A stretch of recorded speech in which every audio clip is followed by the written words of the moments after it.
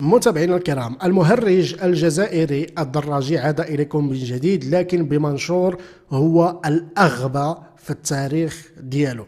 نشر هذه الخريطة متابعينا الكرام اللي كتشوفوا أمامكم على الشاشة، وبالمناسبة هذه الخريطة صوبها مغربي للضحك وللاستهزاء وللمسخرة على حظيرة الهوكيين والمتمنيات ديالهم. شوفوا متابعينا الكرام هذه الخريطة مزيان وشوفوا شنو كاتب هنا. خريطة فرنساوية 1805 شمال غرب افريقيا. وشوفوا المغرب كيفاش ما مكتوباش بطريقة صحيحة، لكن اللي سالت معايا انا هي هاد صحراء اسبانيول. صحراء اسبانيول ماشي اسبانيول، اسبانيول. والدراجي المكلخ نشر الخريطة وهو فرحان، سحب لي ان الخريطة صحيحة، في حين انها بطبيعة الحال راكم كتشوفوا هنا مصاوبة غير بالبانتس، برنامج البانس ديال الرسم كيف ما كتشوفوا هنا. شوفوا هاد الالوان كيفاش ملونه على بهذه الطريقه هذه.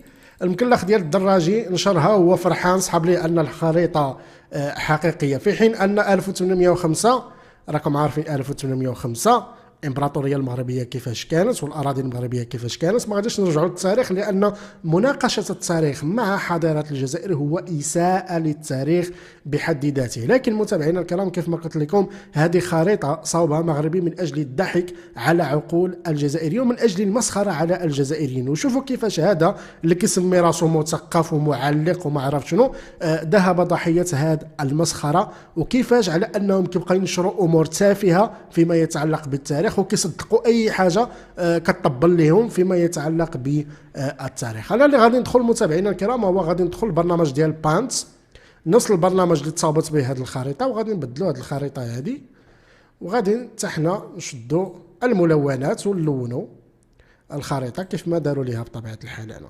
فغادي نحيدوا هذا الشيء كامل كيف ما كتشوفوا هنا، وغادي نرجعوا الصحراء الشرقيه المغربيه اللي هي اراضي مغربيه، وغادي نديروا نفس المساله اللي دارت في هذه الخريطه المضحكه، واللي الدراجي المكلخ ذهب ضحيه هذه الخريطه اللي تصاوبت بالبانت.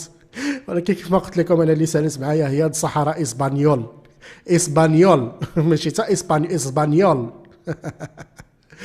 وهنا في الفوق كاتبين خريطه فرنساويه، خريطه فرنساويه. شوفوا اللغه العربيه واكله الدق.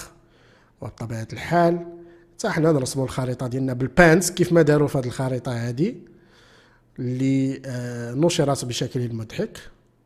وغادي نرجعوا بطبيعه الحال للصحراء الشرقيه ديالنا، حتى حنا نلبسوا نلونوا باللون الرمادي.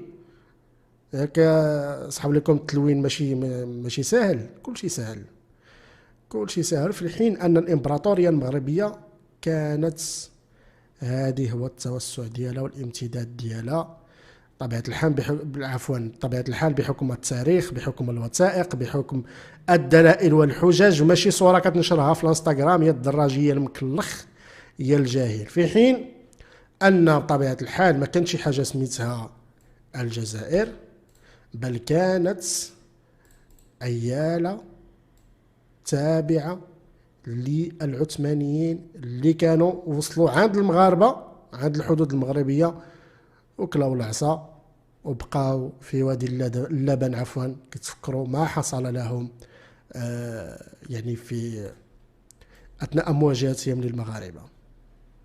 هذه هي الامبراطوريه المغربيه. وكيف ما شفتوا الامر بسيط جدا، اننا دخلنا البانت ولونا كيف ما داروا في هذه الخريطه.